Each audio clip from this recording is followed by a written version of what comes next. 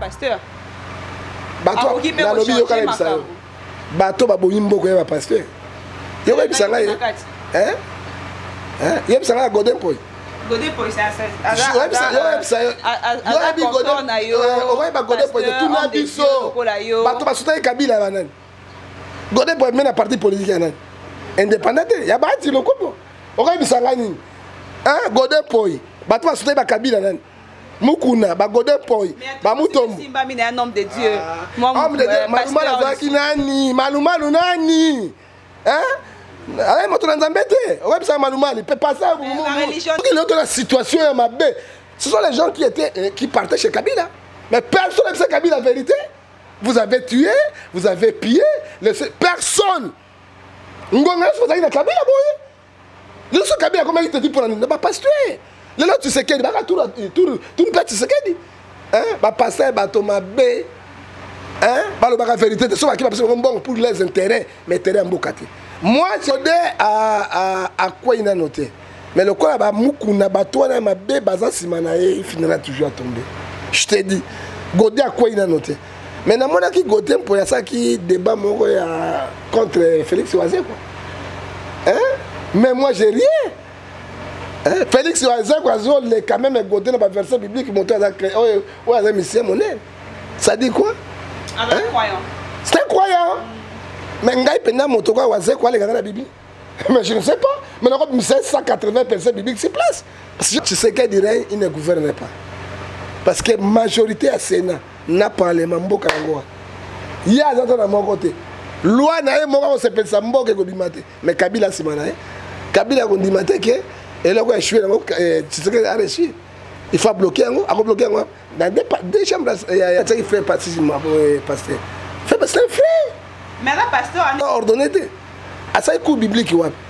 Diplôme, il y a une théologie. Moi, je suis un eschatologue, un anthropologue. Il y a un diplôme. Personne n'a ça qui formation. Une formation est bien. On a formation. Parce qu'il n'y a pas des épreuves. Pour suspendre le calamba, il y a la justice. Mais moi, c'est un public qui va se faire dans le pasteur, il y a fidélité partout. Il y a un bidon dans le coup, il y a un coup, il y a un Longola Kabila, Mosika na ye. Nakati penza kwa lipangola au nom de Jésus relation na nzoto na molimo ekende. Soika motona simana ye. Na ba mende. Na ba tongolima ngoto bobo sima. Mboko ezaka na pasi.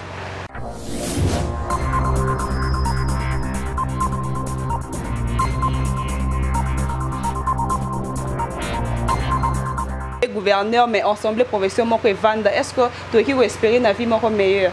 Non, assemblée provinciale, moi, Congo, ça de l'autre côté. Kimbuta, donc, ça gagne là-bas. Et ça, de l'autre côté.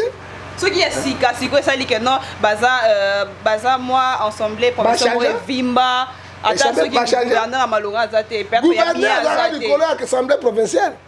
Président de l'assemblée provinciale, Zorani. Kimbuta, n'a pas un bon mot. Gestionnaire, c'est Kimbuta. C'est gouverneur.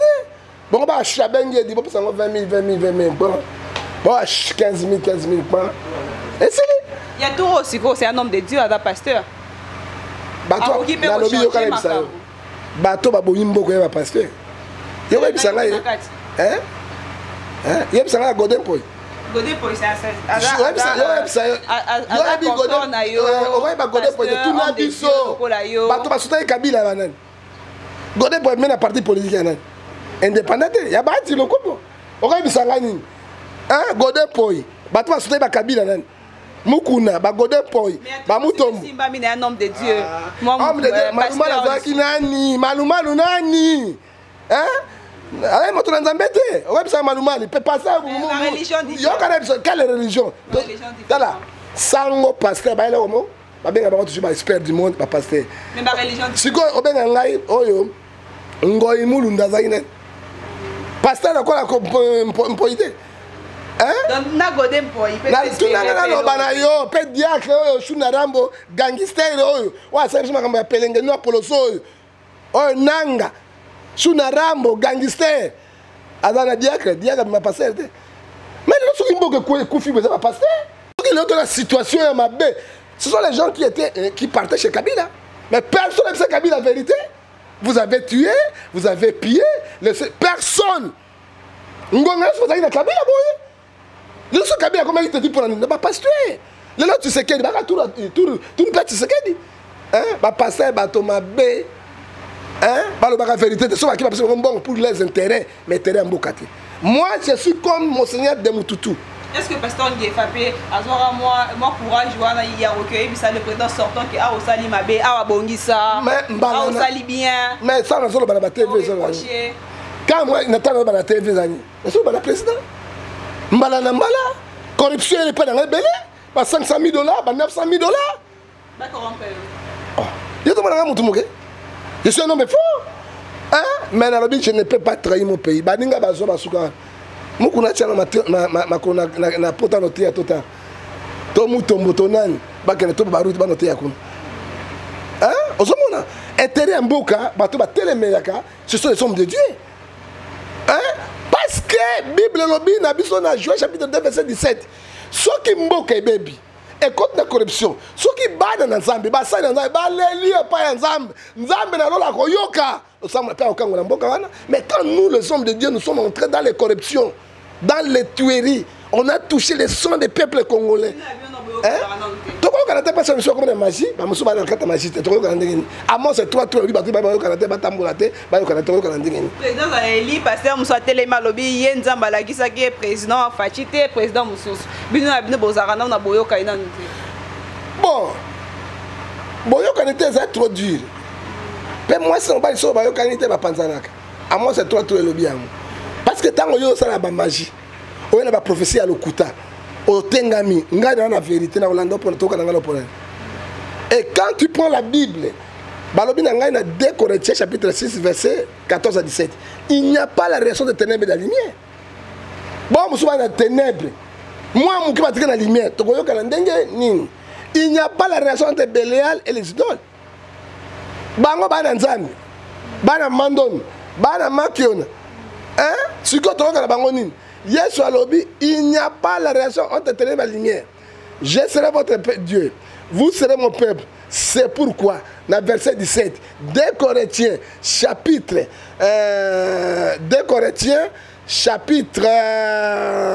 5, verset 17, c'est pourquoi, sortez au milieu d'eux et séparez-vous. C'est le Seigneur qui parle. Et pourquoi pas vous compléter peut-être Monique confrère na yo pasteur Godin pour peut-être aussi que moi gaffé au beignet téléphone au bureau na ye au émission lobby jeune frère na salara boye na c'est pas qui a noté tant qu'il y a un homme de Dieu peut le roi. Godin a quoi il a noté. Mais le quoi ba mukuna bato na mabe baza simana il finira toujours à tomber. Je te dis Godin a quoi il a noté. Mais na mona ki Godin pour ça qui débat moko ya contre Félix Oazé quoi. Hein? Mais moi j'ai rien. Félix Oazé les quand même Godin dans le verset biblique monté à la mission monnaie. Ça dit quoi? C'est incroyant. Mais ngai pena moto kwa Oazé quoi les gars dans la Bible. Mais je ne sais pas. Mais on a 180 personnes bibliques sur place. Parce que j'ai l'esprit de Dieu. Godin bazandingo. Et pourquoi pas le soutenir pour que plus tard à quoi été. Mais on soutenir dans la Bible benga na mukunat. Batuma B. Hein? Abenga ki bamvulu c'était batuma B. Abenga babokso kindo batuma B. Pourquoi pas yokoye bisaye que non batu boye baza batu bien te batu boende. Abenga ki bakakenza batuma B. Et là soki mboko ekwe lelo boye. Batu batemela ki ba mosengo wapi. Batu batemela église catholique. Batu atangeli binote. Lelo grâce église catholique qui alternance c'est salimi. C'est donc pas reconnaître yango. Ba reconnaître yango. Grâce à mon sang, qui est alternance de mon île de Salami. Bah, tant ya sangé na mbuma mabe, yo po comme ekaka. Oto benga ekaka, mais ko zampunga te mpunga mbuma elengi. Hein? Mpunga so ko mbuma mpunga o melima elengi. Hein? O kena ko simba li poli elengi. O simba sike elengi, avec mpunga. Mais ekaka ne so ko tshebo ka mino ngai ka. Bamboka Bazeli, Premier ministre Tilelo. aza installé ça bimate problème eza nini premier ministre ti le bana mboka bazozela base la premier ministre élu na mboka démocratie akobima ndenge nini parce que majorité FCC bana 350 députés effectivement premier ministre mais pas FCC et pas Kabila hein premier président et parlement akobima pas Kabila ba majorité président Sénat akobima pas Kabila ba majorité hein si le premier ministre bima mi wati selo sani akosede kaninga cédé Sénat pour ça na bino akosede pe kuna ndenge moko mais qui n'est pas gouverné tu sais que dit trouble n'a pas combatté trouble les alliés koyoka nezate tu sais que dit il règne tu sais que et kozala tu sais que dit règne non tu sais que dit règne il ne gouverne pas parce que majorité à Sénat n'a parlement mboka ngo ya zanto na mon côté loi na e moko se pensa mboka ko bimate mais Kabila simana Kabila ko dimate ke et là ko échoué tu sais que a réussi. Il faut bloquer, dans deux chambres de parlement. Hein? Alors, tu as Congo. Ah oui, c'était un grand plaisir de recevoir sur ces plateaux le pasteur John Gefa. On est déjà vers la fin. Pasteur, merci infiniment pour notre temps d'abord. Merci, mais j'aimerais chuter avec les œuvres de 100 jours du président de la République. Chance Néropé, sa président. Mais Nabino ba 100 jours na 100 jours ah nazoka mwa bino trop yo kana ebisa yo eveni Yerusalem moi banzelo gouverneur na kotonga banzelo vous blaguez gouverneur umeli ezalaka praticable te ezalaka bongo le président ya abandi Congo buka les nzelo ya Congo central bino ebuka na isusu ebuka na koto ya nini ote ebuka isukuna soki tobi tolobela nzela wana tozoi nano na papa Lutumba ye moko mpe asonda balobaki mokolo akokufa kaki kobeta eza dwi ya badire na ye wana te ezali coïncidence ya moko akufa te toza na avril toza na saison de pluie mvula ekobeta ere nyonso kaka ekobeta ere nyonso toza na saison chesi te ok mais soki adeklare yango ekomi ka coïncidence nayebisa yo nzela ozo olobani oyebi nzela ata bugumesa kosala nzela ata maire de la ville à Kosalanzela. Hein? Ata gouverneur à Kosalanzela gravité. Mais bon, le 100 jours, il y a Tshisekedi. Mboko va piller pendant 21 ans. On va jouer une bonne économie, réserve monétaire na banque centrale exatée. Kabila a joué en tout. Tout dans la réserve, il y a des dollars exatés. So Tshisekedi a terminé pour 5 ans bon côté à cause de bon nini na 100 jours. Tu peux compter 100 jours pour te maman au moins et là comment on va 5 minutes parce que social quand on est là il vous vide là mais alors il faut en plus participer chance na architecte congolais mais si on est là on a combien soit que na Côte d'Ivoire banzela likolo ezali na banzela na Sezali na Sénégal ville moderne soit que na Addis Abeba na Éthiopie mboko bunda bitumba ba nini on mona ba métro à nouveau modèle ah écoute ya ondeni. Mais a déclaré qu'il avait dit qu'il a causé la RDC un bijou. Bon, un bijou, hein. Tout le monde a un régime à Kabila, la pancarte. Et discours, il y a un politicien Tolemba. Mobutu donne aussi des bons discours. Kabila les perd les bons discours. Hein? Tu sais qu'il y a des bons discours. Tout le monde a la réalité salée. Mais la richesse, tout le monde a un bon cannabis. So il va diriger mon thé au moment bazali pour comme ça un bijou mais les lobité faut tout tika temps autant on t'a ko sortir mboka ya pied ma casse hein ya binzela oya sayo babambia ko bamba wala basanzela wala banzela babambia ko bamba ya université balosala mais abakosala ngo parce que budget on tika la kina mboka ya compris yango ka compris batikaki yango la bato Kabila lokwa bayibaki bazo kende moye ba misusu mbongo bakotisa ngo ezaki na plan yango ya ça compris ba compris et ça gravité pasteur Ngefa étant que papa étant que papa comme on a moi na yo déjà azamo n'est pas na yo l'artiste Mike Kalambai ba humeur est circulé par-ci par-là salibo le sousou tu es quoi apprendre que nani chef Nabango le pasteur chef Nabango il y a bango bariste comédien pasteur na tie maboko Il y a artiste chrétien. Na tout parce que pasteur à chef na bango assistendre pour na yo ko loba nini pour na ba nzambe et la confusion monene. Obengi collègue na e pasteur nana taki frère pasteur pasteur.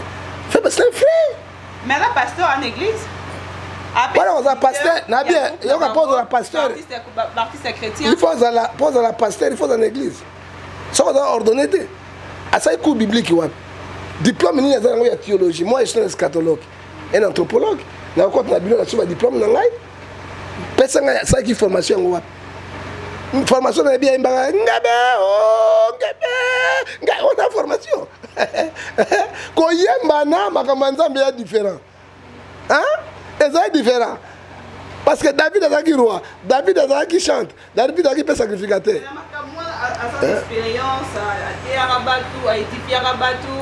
Côté na consacration et bien balé. Na per exemple. Donc na élection présidentielle. Maman Olive, ex-première dame, azali même diacre de diaconesse. Aïe officiellement côté Chadari maboko abondela. Chadari asuka kibo. Mpeleda. Ngana robaki yango ya côté Chadari en tant que qui? Aza première dame. Alors parce que Chadari mbongo, makambo molimo précipitation position de mes athées. Il faut de la oué de Dieu. Et quand de la oué banana libuma maman na yo. Tango yo bimi aussi si ba tio maboko. Ndé se conformer. Et ça négatif. Par rapport à suspension assistance. Parce qu'il n'y a pas des épreuves. Pour suspendre le calamba, il y a la justice. Hein? Mais moi, c'est un public qui va se passer dans la banque, hein? Et ça rend dingue.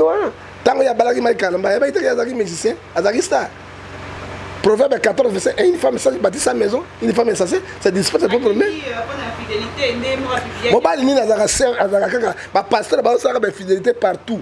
Il y a des bidons dans le côté de Pembeni, au côté de la bête de la non? On a beau infidélité. Dans les cas d'infidélité, on a prière. La Bible dit fouiller l'infidélité. Baki maka.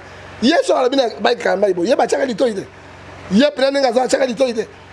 Hein, quand moi je suis mon compte, abimisi ba version ya kala dans l'exemple de YouTube. Ah non, moi c'est à Moussa dans Zambia cause de la beauté. Il faut de la maman. Hein, ce qui dit Kamboza za la Joseph. À mon avis moi si ngai ava vierge. Hein? Ngare to betana na kembesete, makiki to betite. Ndenge nini ya zuite mi, ndenge nini na façon ni. Mais toi ndako moko likembese betamite, likikebeta mite. Comment ya kozwa directement ze mi ndenge ni. Joseph en tant que mobale malama obeki, na mobeko ba ya ba Yuda, balobaki bon. Soki mwasi asala infidélité, bako boma ye kaka na mabanga. Mama la nanga, bako boma na mabanga. Pour la Joseph mama makili ya Marie. Et pour faire alinga gotika Marie na malembe bato ba yebate na tango wana jabimisi na songe gotika Marie te azuzemi na nguya molimo santo mwana wana Messi nde ya kango l'Israël atika ki pourquoi saliba verset biblique eza na nila ya sensité parce que mutumo akuté makanga moi cité hein maman wana zolo banini paniel oh alobi neni abalo caresser mais tango azobeta banzembo parce que bisou non hein bino bana basi et puis ba bisou na musu na be parce que moi ça ah oui, c'était bel et bien le prophète John Niefa. Donc, nous sommes déjà vers la fin, nous sommes déjà à la fin de ce numéro. C'était bel et bien. Babi, le bon Dieu ne dit pas envie de continuer, mais la régie me fait signe qu'on doit déjà chuter, on doit déjà stopper. Prophète. Bino, la journaliste. Songi, l'équipe, Bino. Moi, Bino, Songi, sur Internet, Songi. Tout le monde, et l'équipe, on est là. Hein? Pour soutenir Mike Kalamba, hein? Pour soutenir et puis se critiquer tu es indépendant yo papa o megampe ko kotala ko loba moi et loko par rapport à action d'être moni frère Patrice à suspendre et en autorité les l'autre wana yemoko le prophète Ngemba to a megampe ko loba pona ba rumeur wana en fait te ezama be ko suspendre yeboté Bible le bien clair. Na Matthieu 18, c'est 15 à 19. Tant que tu moninga na likam, au bengi no mibali. Patrice abenga ki hein? Basololi. Soka ki ote benga batobo? Soka ki bato ba ete benga batobo? Ce qui me semble qu'il était église yoka. So église yoka nini? Ba bengani ya komi. Azali sumo na nzambe te. Bo sali procédure wana te. Kaka ba rumeur. Nous suspendre nani? Kalamai bweka biloko na bango ya pamba wana. Ah oui, pasteur Ngefatrom de suka émission. Merci infiniment pour Nathan. Pour Nathan, pesa ki mai loba pour la population congolaise diaspora ba nzamba zolanda. On a pour na mboka na biso RDC surtout que on appelle pasteur. Na lingi Congo mingi. Soki na lingi ko vana na Congo parce que za mboka na ngai ya papa ba koko na ngai. Papa na ngai za Suisse. To bande pe na prière. Papa na ngai za Suisse, maman na ngai za Suisse, bango to ba vivant. Ba vani na Genève. Et toute ma famille est dans Genève. Ce qui est awa à cause de mboka na ngai. Je souffre ensemble avec la population. Étant dans un monde mboka ya riche, toujours souffrir. Oyebi na Brazza. Ce qui moine au PC du thé, on va bien du thé. Chocolat dans la quantité. Ma pas belle thé. Et puis au titre ça a relié à thé. Oh non, maman, je ne mange pas. Je ne prends pas du thé. Mais pas une habitude, maya lebo. Na dit pour ça 4 jours. Okokamwa quoi moi na pendo quoi bato tout bato na hémorroïde zo mona na bayanki. Tous les hémorroïdes bato na hémorroïde. Ozo mona même mboka ya riche. Boko nyoko la biso te wapi. Mais na ko bisa bango le Congo sera libéré. Na ba kaloko moko hein. Na bi Kabila doit partir. Mais to ko mona mboka tête ya mboka. Mais hier on a été fungola nzela. Oya kwa sima akodonga sa richesse. C'est comme Tshisekedi de Fayou. Olandinga oya kolanda bango sima ndi ya kufungula nzela. Pour le moment tokanga motema toza na désert. Toza na bomoko na bolingani total. D'être comme ça président Fachi. Arrivé aux États-Unis d'Amérique, un chef de l'État, Trump a beaucoup yambaye. Tout ce c'est bien à prière. La souki c'est quoi? Tu vas à prière. La souki à prière est on passe à prière à mon cousin. C'est humiliation. Ceux de tomber mon conjoint bisoté, mboka bisoté, na kotombola biso. Au Katinga, yakamba sima 2 heures d'État. Na bimiso belé na munoko na ngai. Chaque semaine on aura le prophète Ngefadjon chaque semaine. Déjà vendredi, oui, on a chaque vendredi avec lui. Donc ne zappez pas suivre déjà le prophète Ngefa chaque vendredi dans Aerotech TV, composez seulement www.aerotech.tv.com. Abonnez-vous massivement. Les pour ça continue tellement belé mais régie on s'en dit signe déjà. On doit déjà chuter déjà. Tous la prière à sous quand on demande la prière bananzambe. Oui, tous sous capé la prière. Nzambe na sous sa prière. La paix ça moto mbote te ka Yesu. Au kan de cette journée na motema. Prière nangai oya yoki ayoki oya pa yoki atika nai Kolo Nzambe na bikam. Lamentation chapitre 3 39 qui dirait les choses arrivent ça que l'Éternel ordonne. Na tiki Congo na maboko na yo. Ce qui yo solo pene ponaki Tshisekedi as président ou bien Fayou. Longola Kabila mosika na ye. Na kati penza lokwa lipangola au nom de Jésus relation na nzoto na molimo ekende. Soika moto na sima na ye. Na ba mende. Na ba tongolima ngoto bobo sima. Mboko ezaka na pasi. Yawe mawe zwingai. Pasi zwingai. Soki na moni ba peuple congolais bazoko souffrir. Tozoki na esclavage lokolo tozalaki na ngwa tango ya mindele ya ba flamand ya ba belge. Yawe sala ngai pasi. Yawe sunga telema kata likambo. Yo zali maître du temps et des circonstances. To boy batute. Mais bato samibe ko yamboka. Bazong sa ba richesse na bango. To kufi plus que guerre à 14 à 18, 40 à 45. Moto akolo bango azali te atabo conduire sika. Yawe jugement ne sa na kati ya bato. Bato yango bazo régner, bazo bloquer mboka. Na molimo ya polo so ya isolo, molimo ya frondondo geste ni membo to bwaki yango au nom de Jésus. Kolo za mo continent kati ya Congo.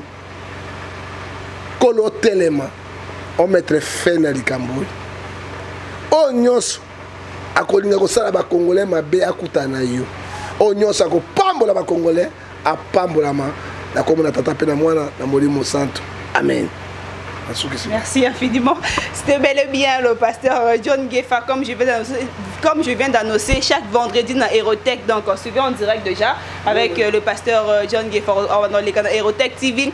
Chaque vendredi, ne zappez pas, les lots pour ça, ils ont tellement belé, mais la régie me fait déjà signe qu'on a déjà chité. Merci infiniment à tous ceux qui étaient branchés, merci infiniment à tous les abonnés de Aérotech TV, merci infiniment à Gianni, merci infiniment à Andy qui était derrière la caméra, Andy Lomissa, et je ne pourrais pas chuter cette émission sans, bon, faut ma baie, sans dire happy birthday.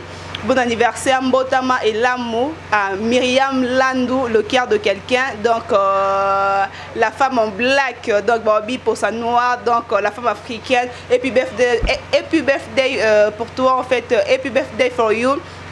Heureux anniversaire, bon anniversaire, parce que moi les pamboli, moi na Myriam Landou, quoi noir. Oya nga anniversaire pesa ipenga ike kola pambola ye moi na ngai loboko na nkolo ezala kati na ye mpe nzambe abatela mama abatela papa mpe apesa mikolo ebele na kombo na Yesu Masiya, amen. Amen. Aujourd'hui ali pamboli na yo, merci infiniment, restez branchés, composez www.aerotech.tv.com, abonnez-vous massivement. Merci infiniment, c'est lui que j'appelle mon boss Jean-Paul Ikabeya, et pourquoi pas celui qui était derrière la caméra, Andy Lumisa Motomoko bien. Merci infiniment à Gianni, donc partenaire privé le plus combattant, donc Yaya Kati, donc l'autre soir dans la cima après l'émission. Quant à moi, grâce à la Miska, je vous dis restez branchés, on se retrouve à la prochaine. Consommez déjà ce week-end avec Maman Denise et encore avec Jean-Paul Ikabeya sur le plateau, ne zappez pas, consommez-le ce week-end. Quant à moi, grâce à la Miska, je vous dis la semaine prochaine pour un nouveau numéro. Au revoir.